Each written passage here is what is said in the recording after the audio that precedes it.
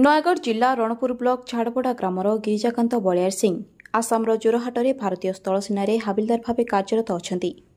ଗିରିଜାକାନ୍ତ ବଳିଆର ସିଂ ଚଳିତ ବର୍ଷ ସେନାବାହିନୀ ଦ୍ୱାରା ଆଣ୍ଡାମାନ ନିକୋବର ଦ୍ୱୀପପୁଞ୍ଜରେ ଆୟୋଜିତ ଆଡଭେଞ୍ଚରସ୍ ଟ୍ରେନିଂ କ୍ୟାମ୍ପରେ ସ୍କ୍ୟୁବା ଡ୍ରାଇଭ୍ ପ୍ରତିଯୋଗିତାରେ ଅଂଶଗ୍ରହଣ କରି 55 ଜଣ ପ୍ରତିଯୋଗୀଙ୍କ ମଧ୍ୟରେ ସର୍ବଭାରତୀୟ ସ୍ତରରେ ଦ୍ୱିତୀୟ ସ୍ଥାନ ଅଧିକାର କରିଛନ୍ତି। ପୋର୍ଟ ବ୍ଲେୟାର, ହାଭଲକ୍, କ୍ୟାମ୍ପବେଲ୍, ଚିଡ଼ିଆ ଟାପୁ ଆଦି ଦ୍ୱୀପପୁଞ୍ଜର ଗଭୀର ଜଳରାଶିରେ ପ୍ରବେଶ କରି ମାତ୍ର 3 ଘଣ୍ଟା ମଧ୍ୟରେ 73 ମିଟର ଗଭୀରତା ଅତିକ୍ରମ କରି ଏହି ସଫଳତା ହାସଲ କରିଛନ୍ତି।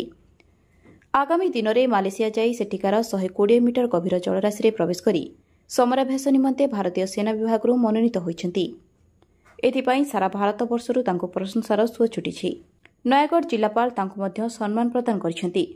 ଗିରିଜାଙ୍କ ପାଇଁ ଆଜି ଗାଁ ମାଟି ଝାଡ଼ପଡ଼ା ଗର୍ବିତ ହୋଇଛି। ଏହି ଅବସରରେ ଗାଁ ବିଦ୍ୟାଳୟ ପକ୍ଷରୁ ଏକ ସମ୍ବର୍ଦ୍ଧନା ସଭାରେ ଗିରିଜାକାନ୍ତଙ୍କୁ ପୁଷ୍ପଗୁଚ୍ଛ ଉତ୍ତରୀୟ ମାନପତ୍ର ଦେଇ ସମ୍ମାନିତ କରାଯାଇଛି। ଗାଁ ବିଦ୍ୟାଳୟର ଅବସରପ୍ରାପ୍ତ ଶିକ୍ଷକ ଭାସ୍କର ଚନ୍ଦ୍ର ପ୍ରଧାନଙ୍କ ଉଦ୍ୟମରେ ଗିରିଜାକାନ୍ତଙ୍କ ମା ତୁଳସୀ ଦେଈଙ୍କ ହସ୍ତରେ ବିଦ୍ୟାଳୟ ପରିସରରେ ପ୍ରଶଂସାପତ୍ର ସହ ଉପଢୌକନ ଦେଇ ସମ୍ବର୍ଦ୍ଧିତ କରାଯାଇଛି। ଆଗାମୀ ଦିନରେ ମାଲେସିଆରେ ସଫଳତା ହାସଲ କରିବା ସହିତ ଗାଁ ମାଟିର ସୁନାମ ବଜାୟ ରଖିବା ନିମନ୍ତେ ସମସ୍ତ ଗୁରୁକୁଳ ଆଶୀର୍ବାଦ ପ୍ରଦାନ ସହ ଈଶ୍ୱରଙ୍କ ନିକଟରେ ପ୍ରାର୍ଥନା କରିଛନ୍ତି। ରଣପୁରରୁ ଅନନ୍ତ କୁମାର ପ୍ରଧାନଙ୍କ ରିପୋର୍ଟ, IUIA ନ୍ୟୁଜ୍।